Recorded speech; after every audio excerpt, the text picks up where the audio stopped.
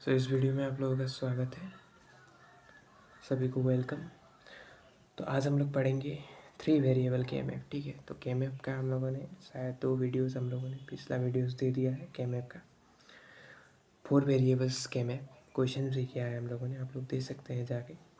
तो आज हम लोग पढ़ेंगे 3 वेरिएबल के M F. So a 3 variable K-map is used to simplify Boolean expression that have 3 variables। ऐसा बूलियन एक्सप्रेशन जिनके पास क्या है 3 वेरिएबल है, उसी को सॉल्व सिंप्लीफाई करने के लिए हम लोग 3 वेरिएबल के मैप का इस्तेमाल करते हैं।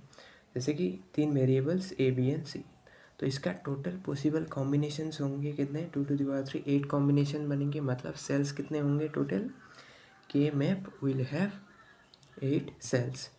तो 3 वेरिएबल के मैप मतलब क्या है, अब K map is use to simplify Boolean expression that have 3 variables. इसके टोटल कितने सेल्स होते हैं, 8 सेल। तो यहाँ तक याद रखिए, टोटल 8 सेल होते हैं इसका। तो अगर इसकी सेल्स की बात करें तो यहाँ पे 2 रोज एंड 4 कॉलम्स होते हैं। तो यहाँ पे ये देखिए सेल्स इस तरीके से बनते हैं इसका। यहाँ पे 2 रोज एंड 4 कॉलम्स देख लिया आप लोगों ने। तो यहाँ पे ये ए एंड बी सी, तो इधर बी सी वाला जाएगा, इधर ए वाला आएगा, कॉम्बिनेशन बनेंगे। ठीक है, तो यहाँ पे इसका वैल्यूज़ हम लोग लिखेंगे जैसे 4 वेरिएबल के मैप में लिखा है। ठीक है, तो यहाँ पे कॉम्बिनेशंस की बात करेंगे अगर हम लोग, तो ए है, ए का क्या हो सकता है, एक ए हो सकता है और एक ए डैश हो सकता है। यानी कि अगर ए को 1 दें तो ए डैश होगा 0। तो ये है कि नहीं, ए कॉम्प्लीमेंट 0, तो इसका 2 कॉम्बिनेशन पॉसिबल होगा। तो यहाँ पे होगा ए और यहाँ पे होगा ए डैश, या इसको ए डैश और इसको ए, क्योंकि ए का वैल्यू 1 है। फिर हम लोगों को बी सी इधर देना है, तो इधर होगा, सपोज दोनों में 0 है तो बी डैश सी डैश। फिर इधर क्या है, यहाँ पे 0 है तो बी डैश सी, यहाँ पे दोनों पे 1 तो बी सी, और इधर होगा बी सी डैश, सी पे 0 है। तो इस तरीके से कॉम्बिनेशंस बनेंगे। तो यहाँ पे सिंप्लीफाई मैंने लिख दिया है, 0 0 होगा तो B dash C dash, 0 1 B complement C, 1 1 B C, 1 0 B C complement, और 0 मतलब ए डैश 1 ए। तो ये तो पता ही है आप लोगों को। अभी क्वेश्चन है F A B C function. तो यहाँ पे ये मीन टर्म्स 1 3 5 एंड 7, तो ये दिया गया है, इसको हमें सॉल्व करना है। तो अभी हम लोग का पहला काम है क्या, हमें के मैप को बनाना होगा इस तरीके से। तो यहाँ पे टोटल 2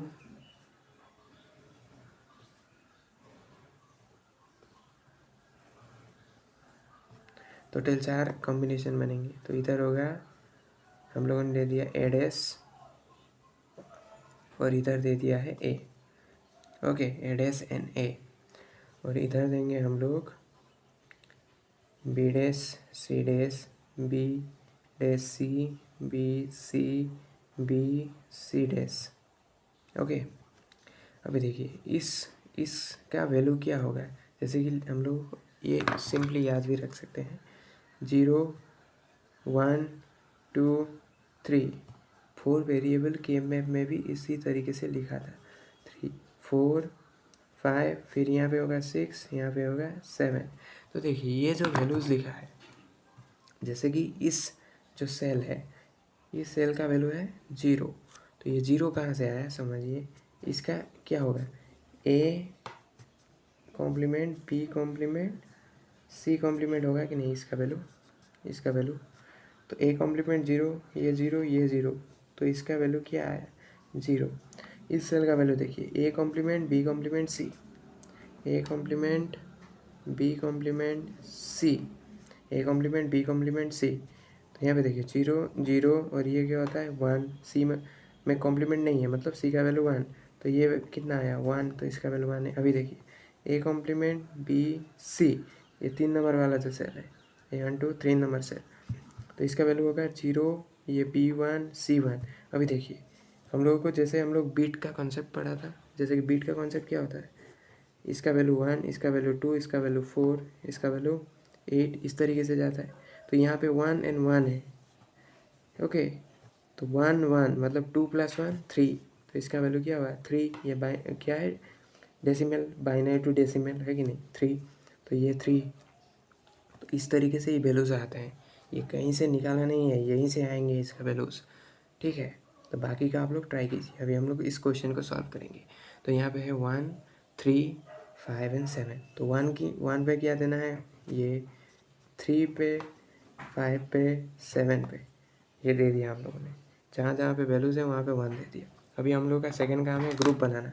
तो ग्रुप यहाँ पे 8 का पॉसिबल नहीं है। उसके बाद देखेंगे 4 का, तो 4 का ये ग्रुप एक बन रहा है, इस तरीके से ये एक ग्रुप बन रहा है जहाँ पे 4 सेल्स का एक ग्रुप बन रहा है। तो ये ग्रुप बना दिया। अब इस ग्रुप को हम लोग y इक्वल टू वैल्यूज़ क्या होगा, यहाँ पे कॉमन क्या है वो लिखना है। तो इन दोनों में कॉमन है, कॉमन कुछ भी नहीं है। यहाँ पे एडेस है, यहाँ पे ए है, दोनों में कॉमन कुछ भी नहीं।